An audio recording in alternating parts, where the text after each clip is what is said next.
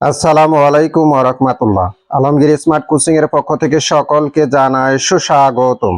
সুপ্রিয় viewers, HSC ও অন্যান্য পরীক্ষা 2026 বাংলা দ্বিতীয় পত্র পঞ্চম অধ্যায় ব্যাকরণ বাক্য তথ্য নিয়ে আজকে আলোচনা করব। 1. বাক্য বলতে কি বুঝো? একটি সার্থক বাক্য গঠনে কি কি গুণ বা বৈশিষ্ট্য থাকা প্রয়োজন উদাহরণ সহ আলোচনা করো। 2. বাক্য কাকে বলে? গঠন অনুসারে বাক্যের শ্রেণীবিভাগ আলোচনা করো। 3.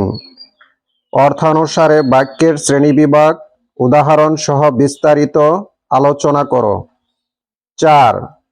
সরল বাক্য ও যৌগিক বাক্য মধ্যে পার্থক্য নিরূপণ করো।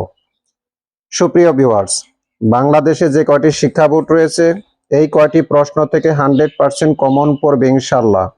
ভিডিওটি যদি ভালো লাগে নিজেরা মনোযোগ সহকারে দেখবেন, পাশাপাশি সারা বাংলাদেশে প্রত্যেকটা শিক্ষার্থী যেন এই ভিডিওটি পেতে পারে এই জন্য ভিডিওটি বেশি বেশি লাইক কমেন্ট শেয়ার করে ছড়িয়ে দিবেন। আল্লাহ হাফেজ।